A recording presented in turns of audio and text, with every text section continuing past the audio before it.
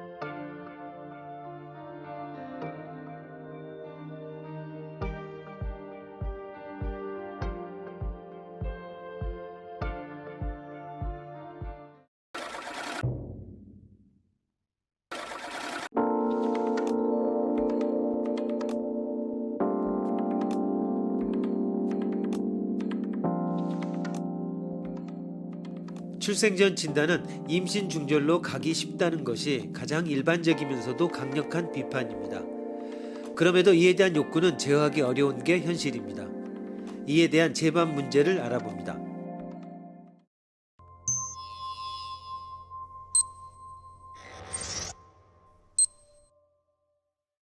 다음의 출생 전 진단 양상에 대해 평가해 보시오. 4. 여성해방운동의 여성들은 출산 여부는 여자의 자유라고 호소했다. 그러나 그 자유 속에는 경제적으로 힘들기 때문에 낳지 않는 것을 선택한다고 하는 자유만이 아니라 태아에게 장애가 있는 사실을 알았을 때의 장애를 이유로 해서 임신 중절 수술을 하는 자유도 논리적으로 포함된다. 많은 부모들이 신체 건강한 아이를 낳고 싶어하는 현실 속에서 임신 중절 수술의 자유를 호소하면 그 안에 선별적 임신 중절 수술의 자유 또한 포함되는 것은 분명하다. 뇌성 마비자의 친목 단체는 이 점에 큰 위기감을 갖고 있다. 여성들이 결과적으로 태아의 장애를 이유로 해서 임신 중절 수술을 할 자유를 포함하는 자유를 주장하는 것은 장애인은 이 사회에 존재하지 않는 것이 좋다고 하는 비장애인의 이기주의 그 자체이며 이를 결코 허용할 수는 없다고 주장한다. 5. 출생 전 진단. 반대론자는 오히려 선택적 임신 중절 수술의 허가는 결과적으로 스크리닝망을 피하거나 빠져나가 태어난 유전적 장애인의 경시를 낳는다고 주장한다. 그러나 논리적으로는 심한 장애를 가진 아이의 출생을 피하는 편이 좋다고 하는 판단과 현실로 장애를 가지고 태어난 사람들에 대한 존중과 배려와는 양립하는 것이다. 서구 사회에서는 선택적 중절이 인정되고 있지만 그렇다고 해서 결과적으로 장애자가 경시된다든지 나치즘이 부활한다고 하는 사태는 발생하지 않았다.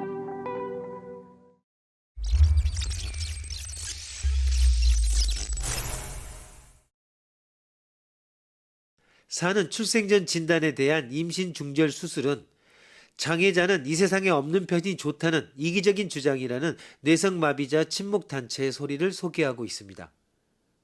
오는 중절에 의한 장애인 경시 등의 사태는 일어나지 않는다는 자유지상주의자 등의 의견과 거의 같습니다.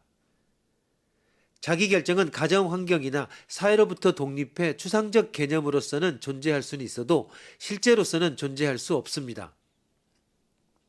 요컨대 자기결정은 그 자체보다 그것을 어떻게 확보할지 혹은 자기결정을 할 수 있는 조건이 갖추어져 있는지가 항상 검증되지 않으면 안 되는 성격의 것입니다. 태아에게 이상이 있을지도 모른다고 하는 사실이 제시되면 건강한 아이를 낳고 싶다고 하는 마음은 두 가지 방향으로 나누어집니다. 하나는 건강한 아이가 아니면 안 된다는 것, 다른 하나는 건강한 아이가 아니어도 낳고 싶다고 하는 생각입니다. 전자가 되면 임신 중절 수술이 선택됩니다. 건강한 아이가 아니면 안 된다고 하는 생각은 사실은 건강한 아이가 아니면 낳을 수 없다 혹은 건강한 아이가 아니면 주위가 낳는 것을 허락해 주지 않는다가 아닐까? 이 의식은 친족이거나 이웃 등 그 사람이 자라온 환경이 영향을 미치는 사회라는 것이 아닐까? 이런 상황 속에서 자신과 아이의 진정한 행복을 생각하는 것이 바로 자기 결정입니다.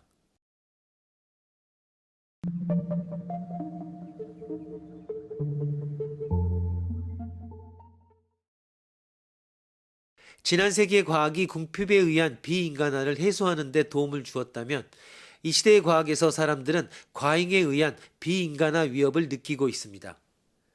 과학기술 시대에 들어서면서 이제 이런 인권 논의의 패러다임 전환이 일어나고 있습니다.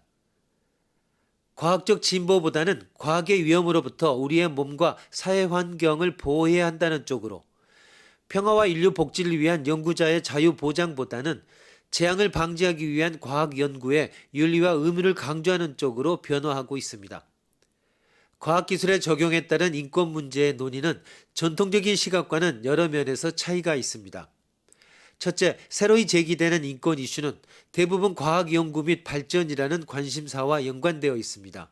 즉, 일반과 연관되어 있지만 접근하면 바로 전문 연구자 집단의 윤리의식으로 넘어갑니다. 그런 의미에서 생명윤리 내지 생명인권의 문제는 바로 연구윤리의 문제이기도 합니다. 둘째, 지금까지의 인권 이슈가 대개 자행된 혹은 자행되고 있는 인권 침해 사례와 경험에 의한 반응을 뜻하지만 새 시대의 인권 문제는 사후적이 아닌 다분히 예방적 성격을 띱니다. 셋째, 지금까지 인권 논의가 국내외적인 합의를 바탕으로 성사되었다면 새로운 인권 논의는 합의가 어렵다는 점입니다. 논의의 과정에도 어느새 논의를 앞질러 갑니다. 배아복제 연구에서 보듯이 윤리성을 이야기하는 사이에 관점은 어떤 조건에서 허용할 것인가로 옮아가 버립니다. 넷째, 인권과 관련한 인권 침해 집단을 확정하기가 어렵습니다. 다섯째, 인권 침해의 가해자가 그동안 대부분 정치 권력으로부터 나온 데 반해서 인권에 대한 새로운 도전은 기술을 상업화하려는 민간 기업이나 기술의 적용을 원하는 일반 시민으로부터도 나올 수 있다는 점입니다. 여섯째, 세계화 추세를 고려해보면 인권 문제는 단위 국가를 넘어서 국제적 합의와 국제 규범의 창출을 목표하는 새로운 접근이 필요해졌습니다. 일곱 번째, 이제 인권은 당 세대가 아니라 미래 세대까지 고려한 사고를 강요합니다.